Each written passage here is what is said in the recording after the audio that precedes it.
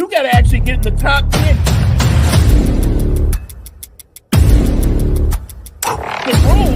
to be in the conversation.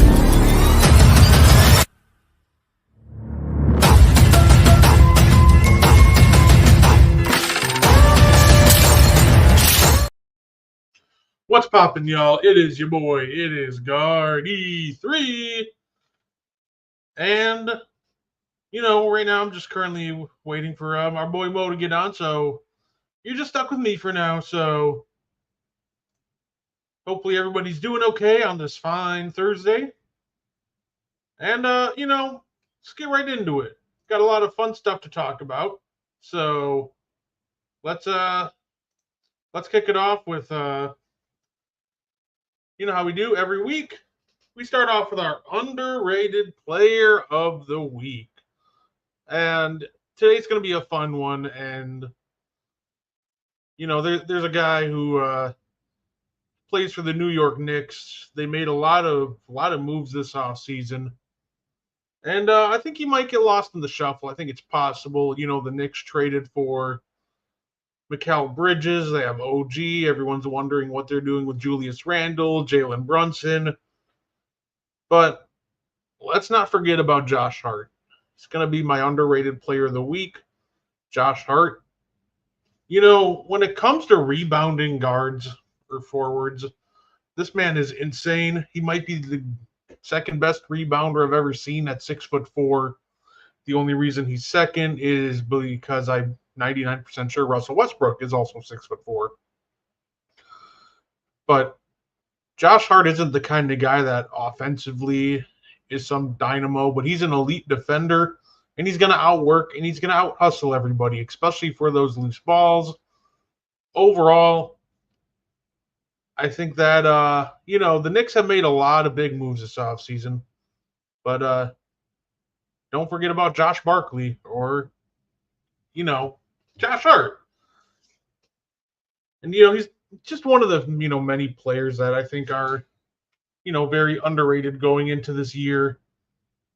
And I'm looking forward to watching. Another guy that I'm looking forward to watching, I think Jalen Johnson on the Atlanta Hawks is going to be a lot of fun this year to watch. There wasn't many great reasons to watch the Hawks last year, and this year I'm not sure if I don't think it'll be that much more fun, but I think one thing that just kind of adds to the allure of watching them is Jalen Johnson. He's averaging 15 a game. He was shooting really well. He was just a very exciting, fun player to watch before the injury. And, he's back, and I'm excited about it. I'm really excited about Jalen Johnson. I'm excited about Josh Hart. So, hopefully, I see a couple people watching. Thank you for tuning in. Let me know if you have any players that you guys are looking forward to this offseason. One thing that I learned this week, I always get told that, my opinion in sports means less than somebody who actually played the game.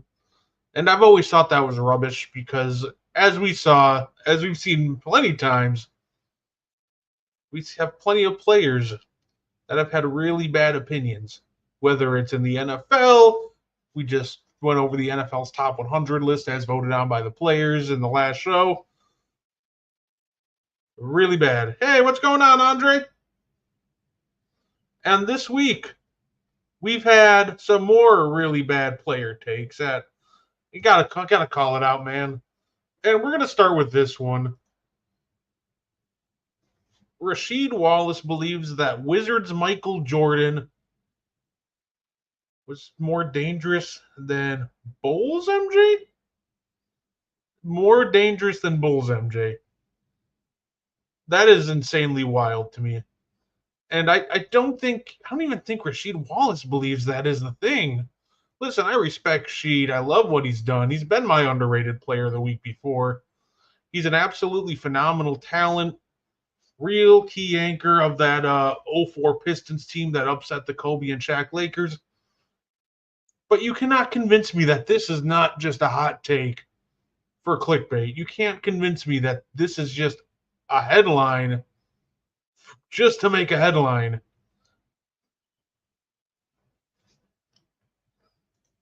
Bucks fan. Okay, bet. Hey, guess what? I'm from Milwaukee. I love the Bucks. We'll talk about some Bucks. That's cool. I'm always down for that. So, what do I feel about the Bucks?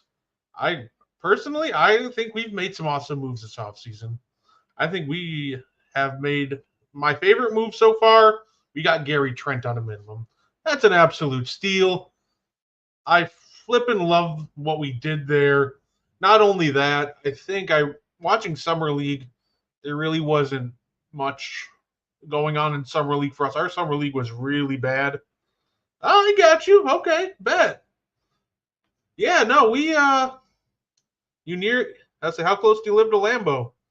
But yeah, we Summer League wasn't great, but I think it highlighted what Andre Jackson could be. And I think it really showed what kind of a player that AJ Johnson could be as well. So I'm excited about those two from watching Summer League. I think Tyler Smith could kind of be like a Channing Frye caliber player eventually. He's definitely got some work to do. But I'm high on us. I think Dame's going to have a bounce back year. It was really weird watching the Bucks last year because under Coach Adrian Griffin, our defense was terrible, but our offense was clicking. But then we switched over to Doc. Then our defense picked up, and then our offense fell off a cliff. So I think that if we're able to kind of just bridge and find that balance, I think that as long as we have a healthy Giannis, I think that's the biggest key to it all. I think we could easily be considered finals contenders this year. At the end of the day, when we have a player like Giannis, hey, I think we have a great chance. And not to mention, speaking of the Bucks, there is some horrible disrespect going on to one of our guys. So, some small forwards getting ranked, and they had Chris Middleton, ranked at 22, the 22nd best small forward in the NBA. And I thought that was wild. Here, let me pull this up real quick because it goes crazy to me. Oh, 5 minutes from Lambeau. Okay, I got you. I know I'll be up there next year. I plan on going to the NFL draft. Hopefully, going to hit a game or two. But yeah, they had Chris Middleton 22nd, and they had guys like I remember it's like Jalen Johnson was ranked ahead of him. Josh Hart was ranked ahead of him. And these are guys that I love. I just spoke highly of Josh Hart, but he's not ahead of Cash Money. People forget how good Chris Middleton is. I think Chris Middleton's easily going to be a top 15 small forward in the game again this year. And honestly, it's crazy to me him getting ranked 22nd after he really did his best to kind of try to carry us through that first round in the playoffs against Indiana. Like, even with Dame on one Achilles, he was a Dame on one Achilles and our second best offensive player, getting kicked out of game 4.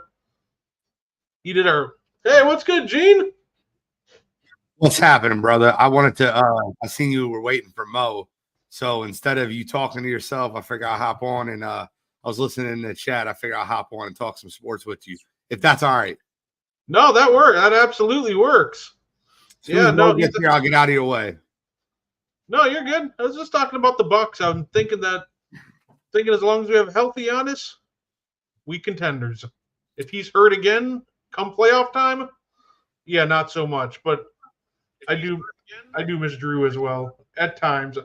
I will say again, I will stand 10 toes deep. I completely understand the Damian Lillard trade, but I do kind of miss Drew as just watching his defensive highlights yesterday.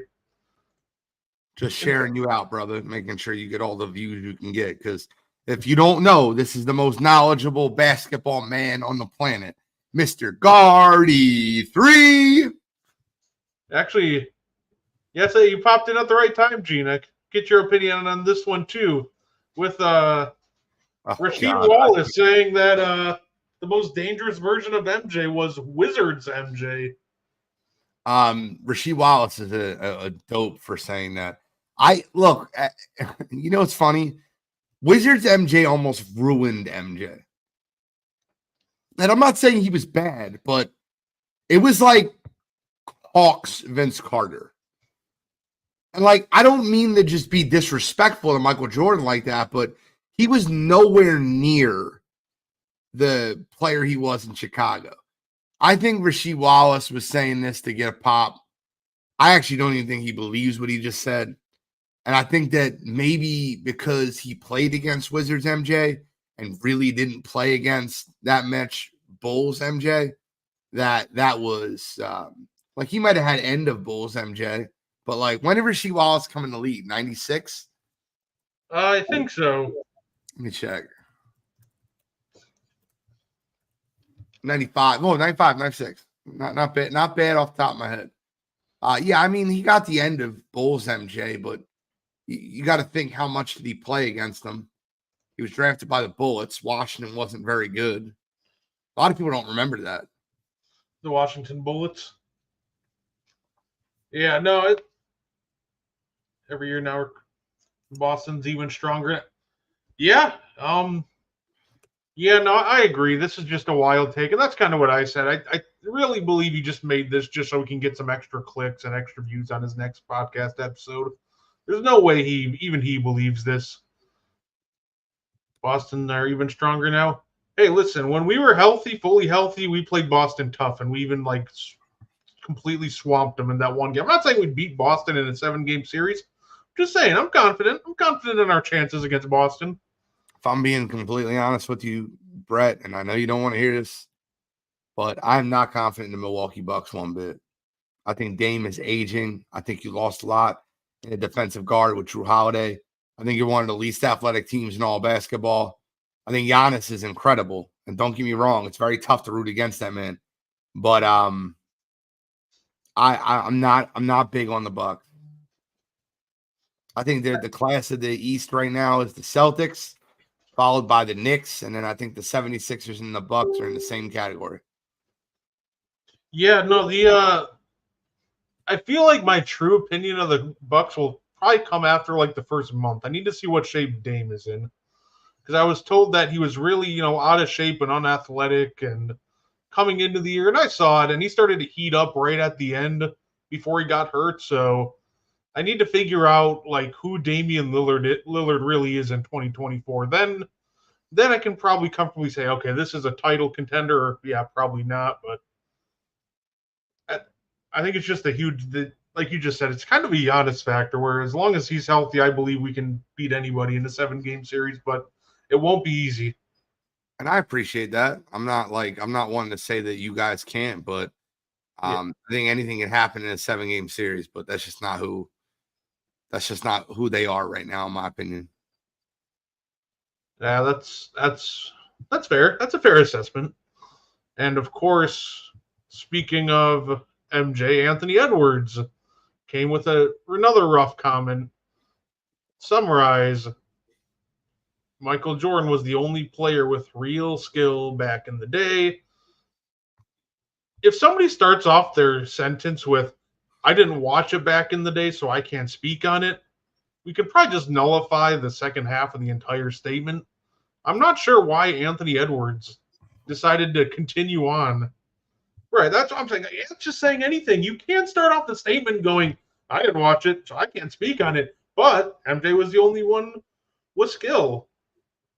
Like, that's the thing. Like, you got guys like Rod Strickland, who influenced a lot of Kyrie's game. You got Mark Price was a very talented ball player. Obviously, there's the obvious ones like Penny Hardaway.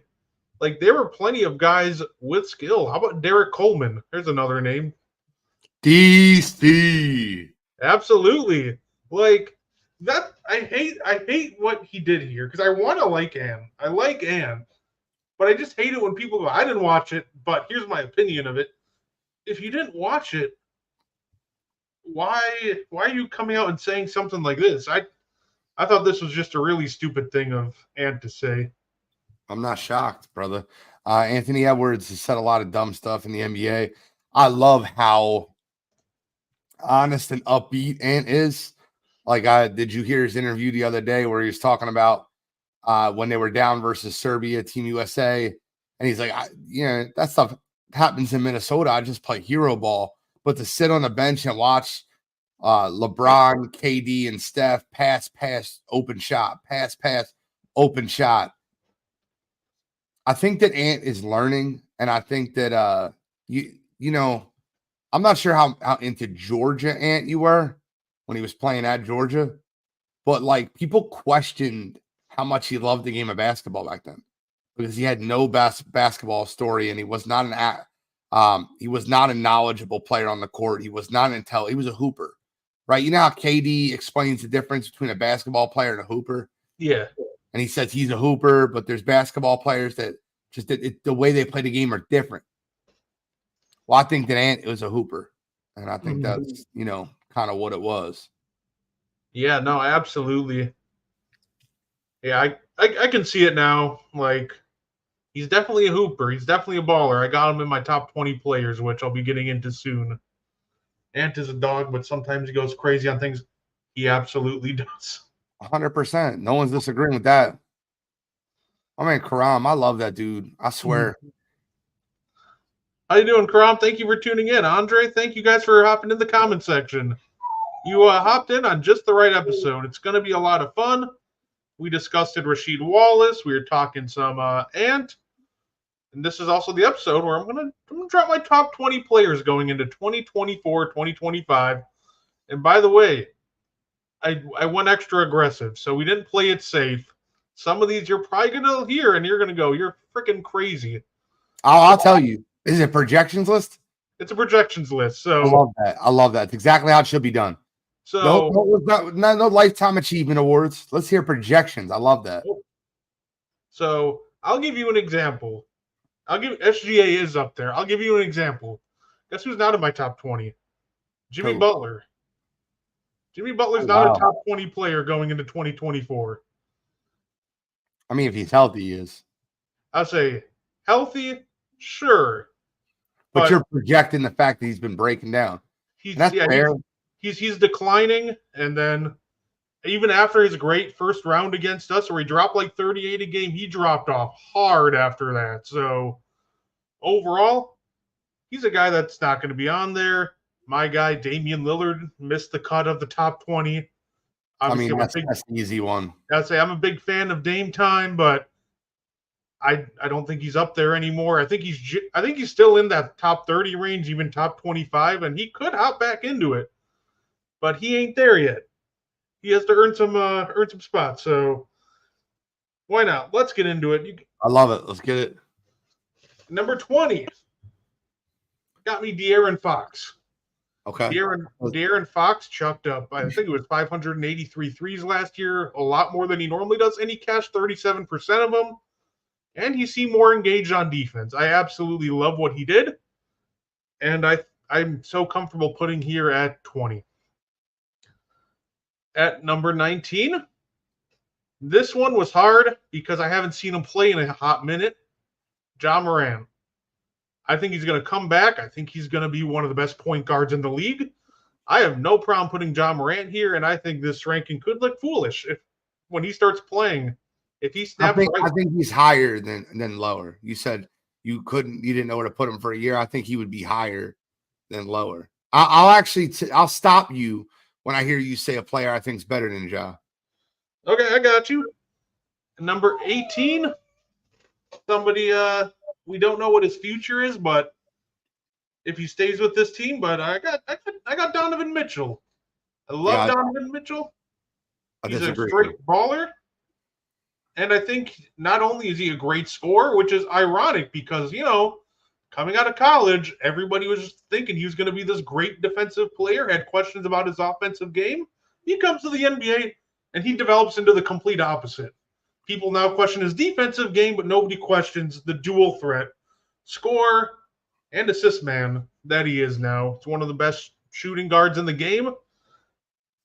I got him at 18. Now, here's the one that I think are going to make people's heads explode. At number 17, I got Anthony Davis. I know a lot of people like AD. I know a lot of people like him higher. Might be that Lakers bias. Let me tell you why I have AD a little lower than most people probably do. I'm a big fan of AD. I think he's still a Defensive Player of the Year candidate. He's that good on defense. I still think his offensive game is great around the rim. But this is also a guy since 2020 that his jump shot has been absolutely failing him. He's progressively getting worse and worse and worse from distance.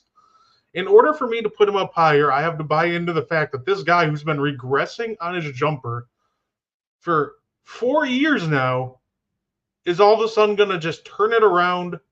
I don't see it. I like AD, but I'm going to put him at 17, like I said. And number 16, this one also might make some head spin because we were actually just Rudy Gobert is only a defensive player, and he's not on my top 20. AD is fine.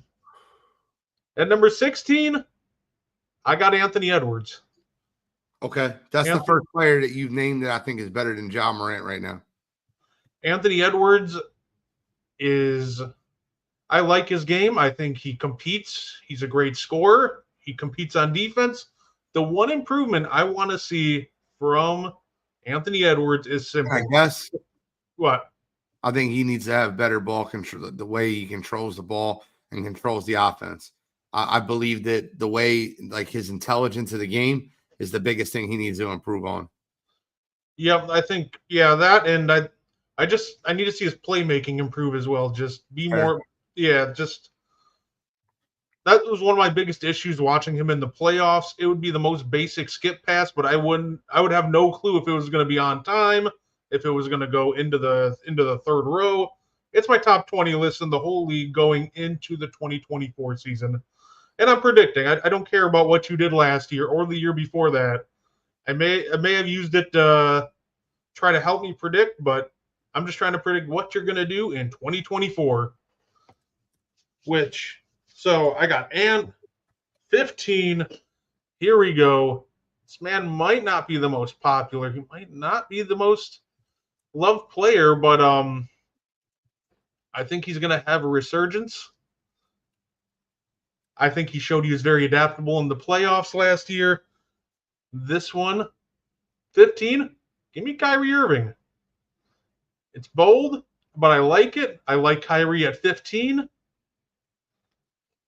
He's a great scorer. He competes on defense. And the thing with Kyrie is he has already shown that he will adapt to whatever the Dallas Mavericks need him to be. They need him to be more of a scorer. He can do that. They need to be more of a passer. He can do that. He's almost impossible to game plan against. So give me Kyrie at 15. Ja's better. Oh, fair enough. So to recap, we got Fox at 20, Ja at 19, D. Mitch 18, Anthony Davis 17, Anthony Edwards 16, Kyrie Irving 15. What do you think so far, Gene? I actually don't think it's that bad of a list. I like AD and Ja a little bit more than you do, and that's fair. I think AD, because of what he brings in the defensive side of the ball, I would take him over Kyrie if I'm starting a team. I feel like that Kyrie is incredible offensively, but he's turned into a second fiddle in Dallas behind Luka. And I think that if you're giving me a second fiddle, whether it be AD or Kyrie, I'm taking the guy that gives you better defense. That's fair. The other thing that factored in me putting Kyrie slightly above Anthony Davis is I normally know what I'm going to get from Kyrie. He's a lot more consistent on the offensive end than Anthony Davis, and that's what kills me about AD too. It's when he's aggressive and looking for a shot, he should be top 10 on this list every year, no doubt. That's how talented Anthony Davis is. But the man gets so just passive just so often. Like aggressive Anthony Davis, love it. But as of right now, I think he's going to move up this list by the end of the year. I think it's a very real possibility, but it was tough. Hey, listen, I can't argue with it, but I'm going to write it down for you real quick. Do me a favor. Read me that 20 through. You got 20. You got De'Aaron Fox. Yep. 19, Ja Morant. Okay. 18, Donovan Mitchell. 17, Anthony Davis. Fox, Ja. Who was 18 again? I'm sorry. D. Mitch. Oh, yeah. That's terrible. Sorry. say 17 AD and 16 Ant and 15 Kyrie. Yeah, top 20 in the whole league. I got you. Good? I put it on the ticker for you. Oh, that works. Now 14. I'm just very high on this dude. I think he was put in a terrible situation and did the absolute best that he could with it. 14. I'm going Devin Booker. I love what Devin Booker brings to the table. I think he competes on both ends of the both sides of the court, and I think he was put into a situation where he isn't necessarily a true point guard. He's better when he's attacking, looking for his own shot, but they asked him to play make and set up the entire offense, and I thought he was absolutely phenomenal on that. So 14, give me D-Book. Got you. 13, he finally played a lot of the season, cut short due to injury. D-Book is not the problem in Phoenix. But, yeah, I'll say 13.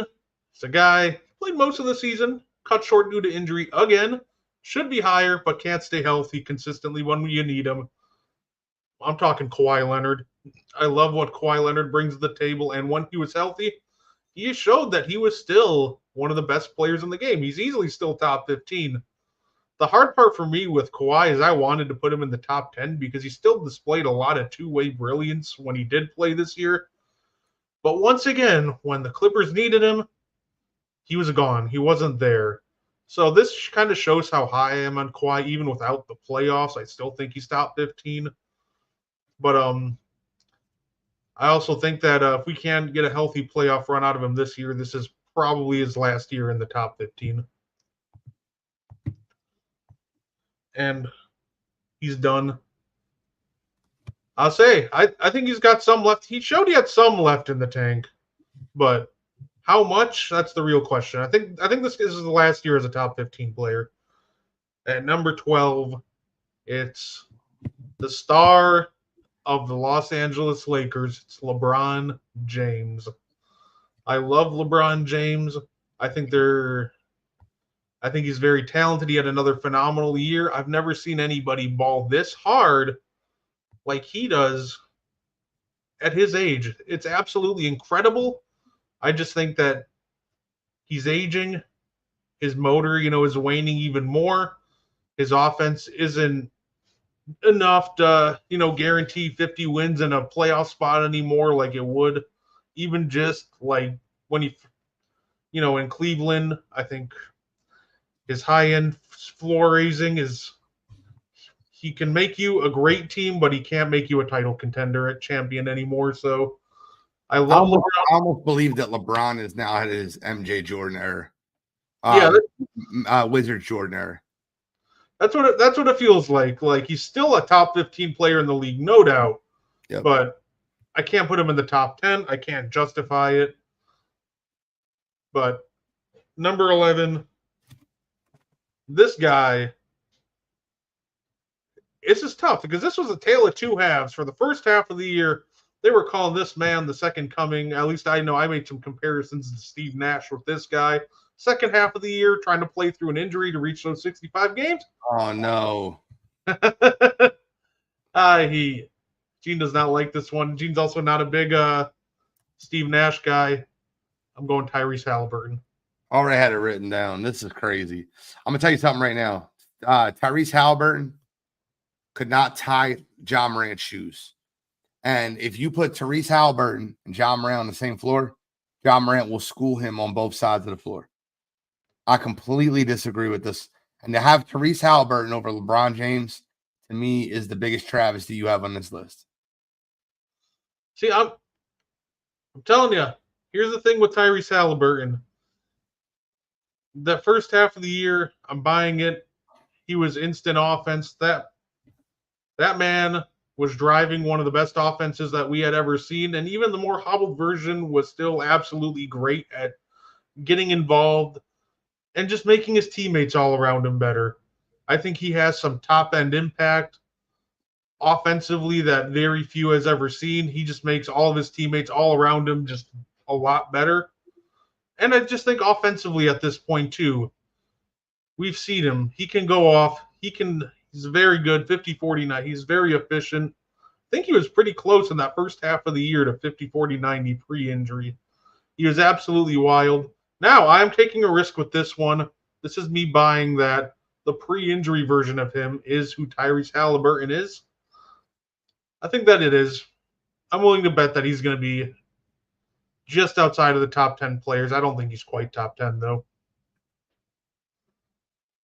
Right, you know, I respect your basketball acumen. And so far, I think this list is very solid. The 11 through 20, you know, you can mix them up however you want, but I'll understand why they're 11 through 20. Yeah, no, hey, I'll take it. Like I said, I'm probably a lot higher than on Halliburton than most. I just love his offensive impact. And now, the top 10. I'm ready. Oh, we have a little fun. We have a little fun with this one. At number 10, this is where we get a little crazy. I got Jason Tatum. I love Jason Tatum, but I think a lot of people are also starting to see the inconsistencies of Jason Tatum. I don't think that takes away from him being a top 10 player. That man, I will give him all the credit in the world. He is able to shift into whatever the Boston Celtics need. And they have built the perfect team to cover up for his inconsistencies. However, what's up?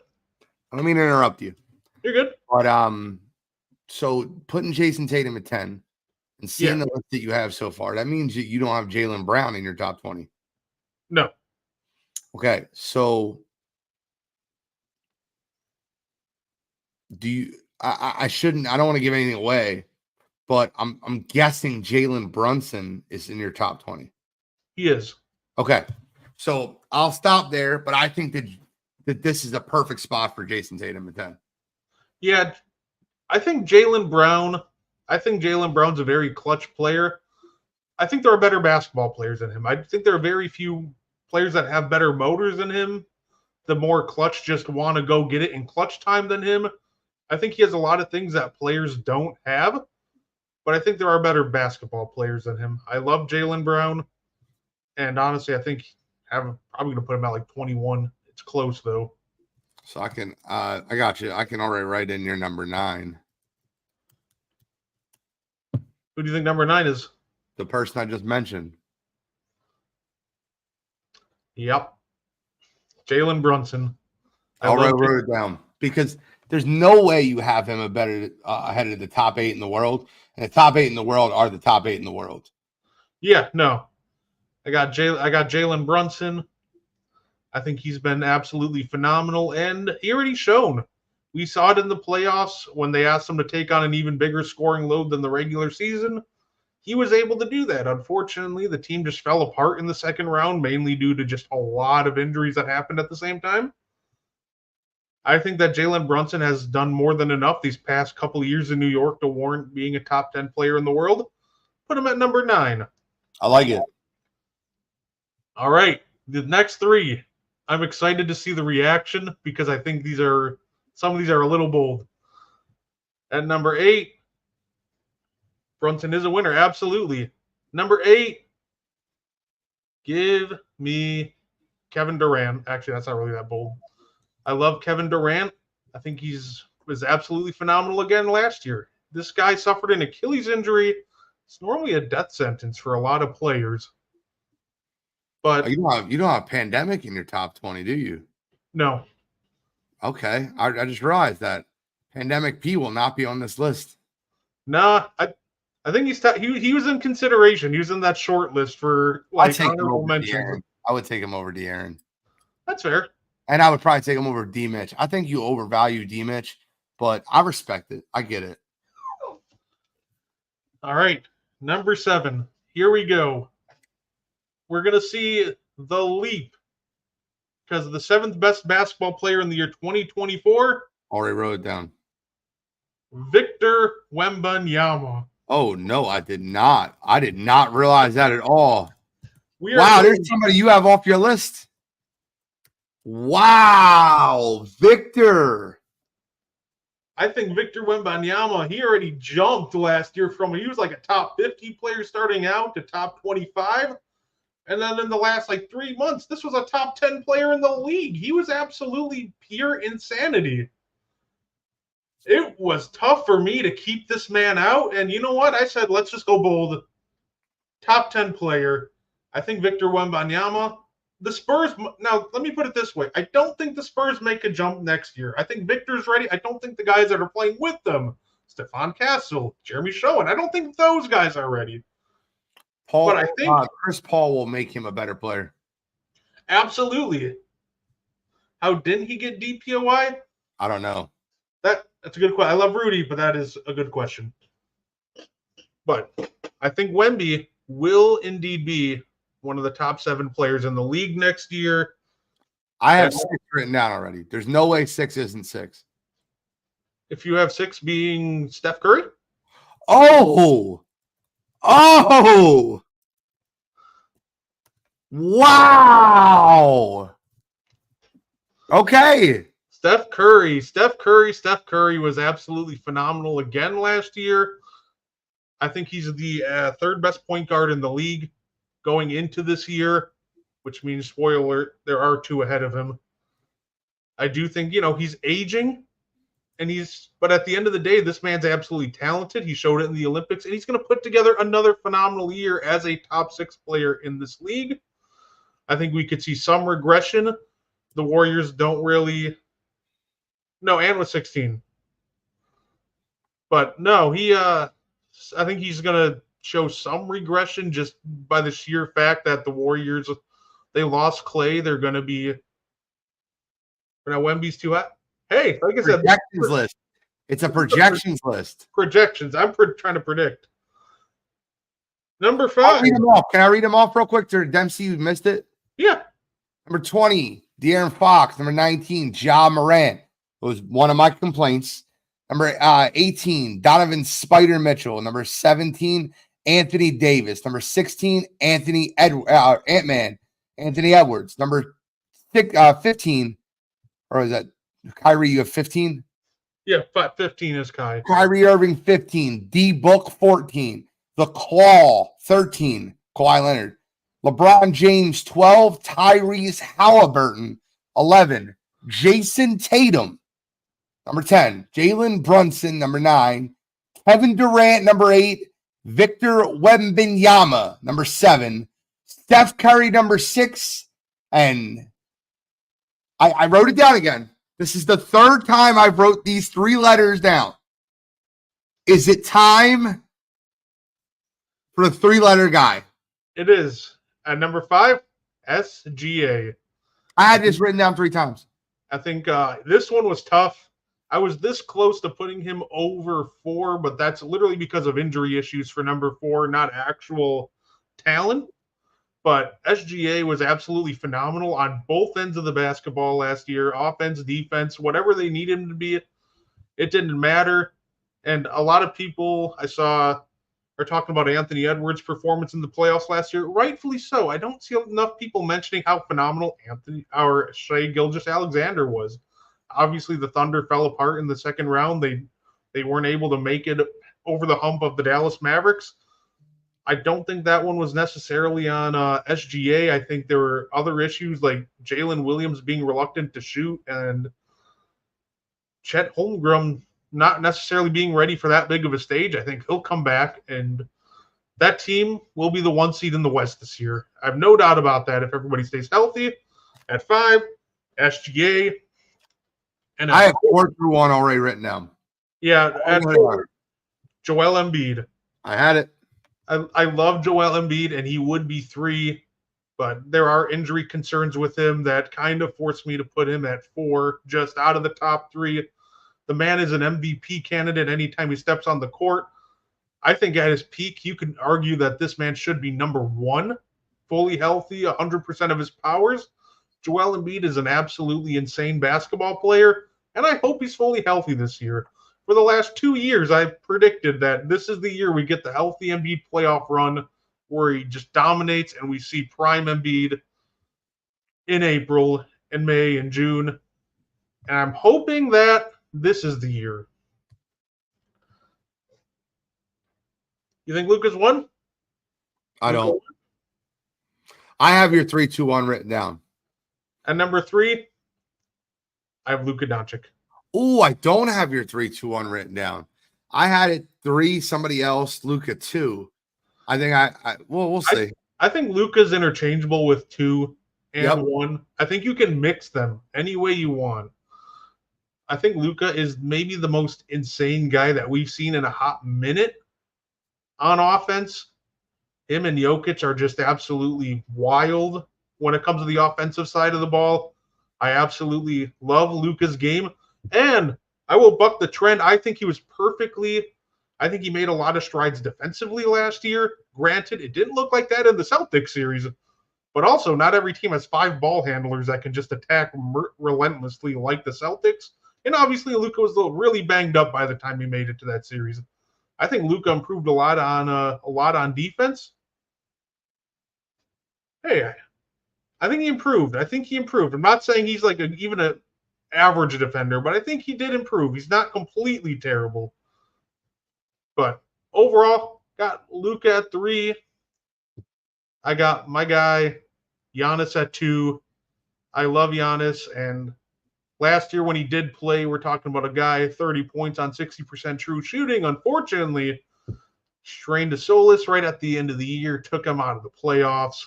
If you want to switch him and Luka, I think that's acceptable. I think the top 3 players in the world are interchangeable depending on what you value. But I love Giannis's two-way impact. That's something that I absolutely love. And the fact that he's an offensive monster when healthy. And the thing about Giannis is I will say that his motor is starting to decline. He's not even 2022 Giannis anymore. He's becoming more smart on the defensive side of the ball. He tends to pick his spots. So I got him at 2, which leaves number 1. It's Al Horford, Boston Celtics legend. It's Nikola Jokic. Nikola Jokic was somebody that I've given praise to, obviously, for a long while. A lot of people were questioning why he won the MVP in 2022. I thought that might have been one of his most impressive years that we had ever seen from an offensive weapon. When you can take Monty Morris, Will Barton as your and Facu Campazzo as your backcourt to the playoffs, you should be celebrated at that point, considering 2/3 of those guys are out of the league.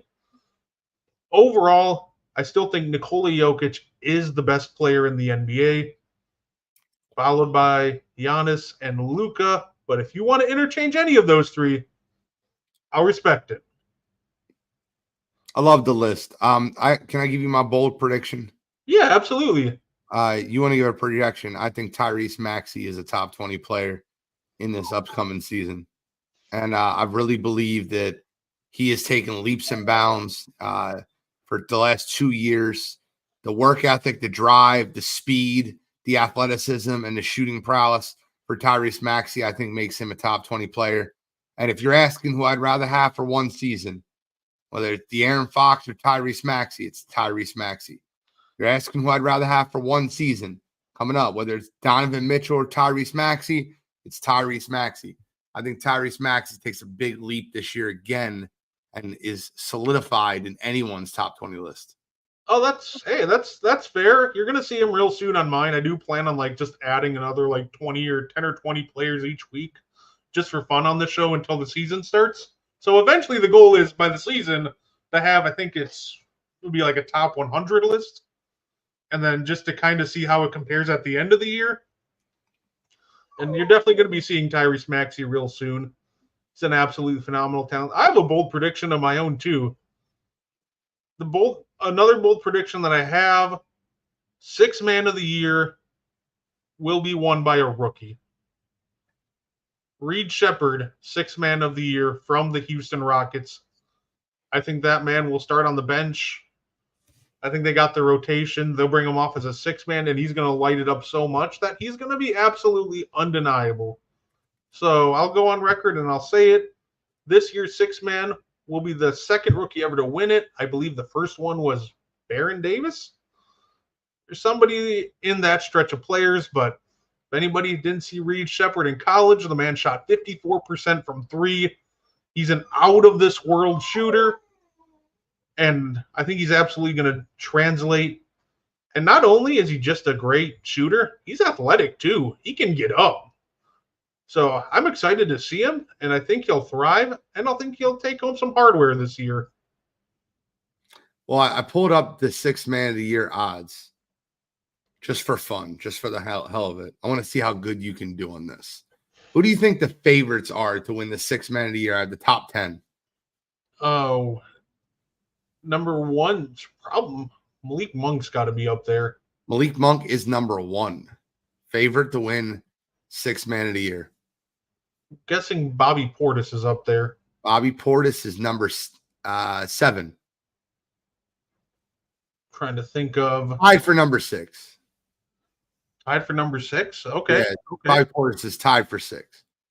So do they consider Kelly Oubre a 6-man? They Or do is he not. starting? Okay. I figured he'd be considered a starter at this point. I'll give you a few hints because a lot of these are tough.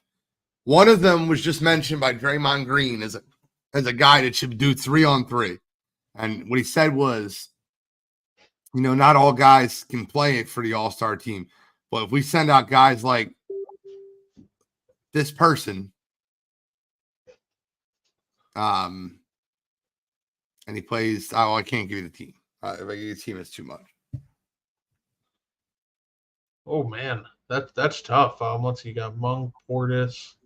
I'm just trying to go through and think of all the 6-men that are going to be really good. Okay. Okay. There's 2 New York Knicks on the list. 2 Knicks?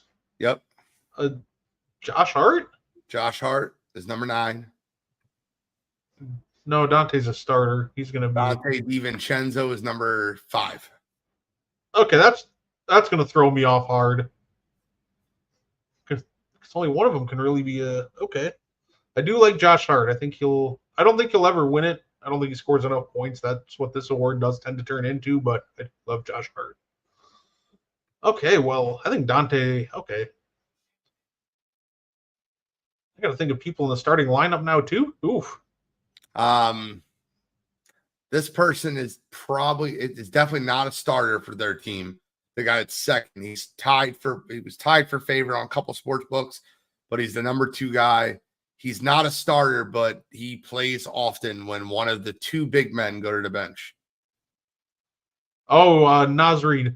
Naz Reid, that is number 2. I almost said Bogdanovich from the Hawks. Another one is a prototypical 6-man. He's been a 6-man for the last 10 years. Probably one of the best 6-men ever. One of the best 6-men ever. Let's see. He's been a 6-man for year after year after year. Let's see. I know, like I said, Bogdanovich is probably starting this year. He ain't going to be on there. He's not. I think CJ McCollum should be a 6-man, but he's not going to be on there. He's not. Man, this is tough. Jordan Clarkson is the person that I was talking about. Oh, okay. Yeah.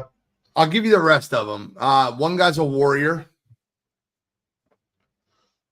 The Warrior 6? Is it Melton? Nope. Recent Warrior. Just got traded there. Buddy Hield.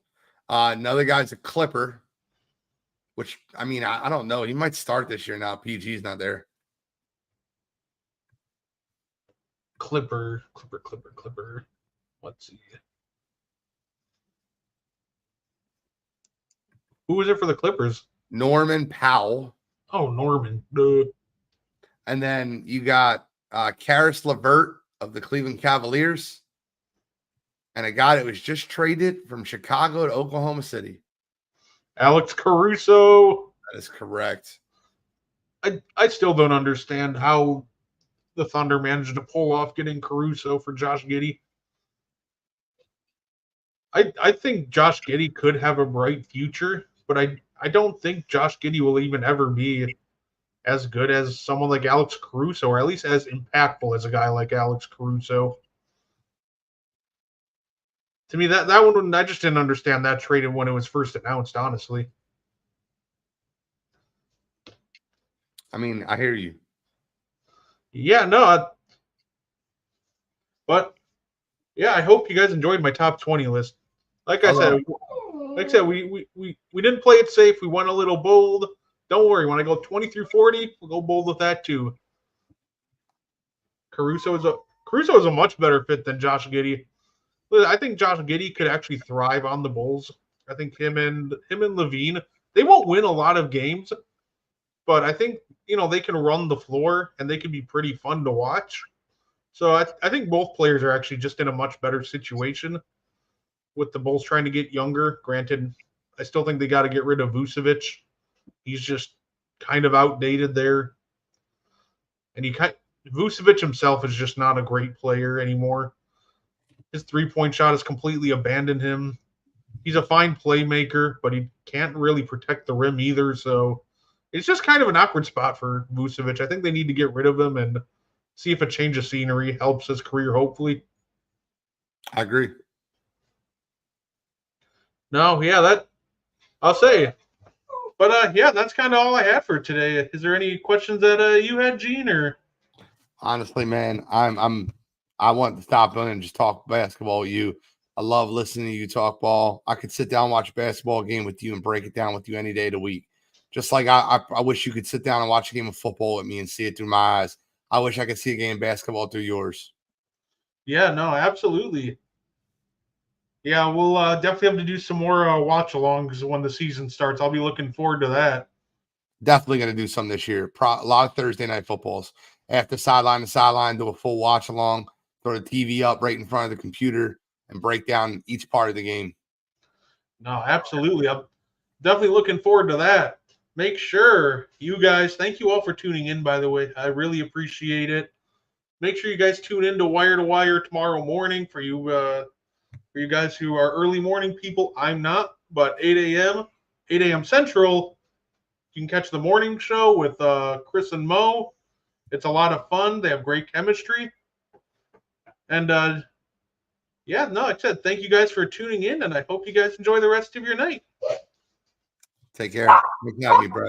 Thank you for tuning in to the And One podcast. If you like our content, you can find more on the Wire to Wire Podcast Network on YouTube, Facebook, and Spotify.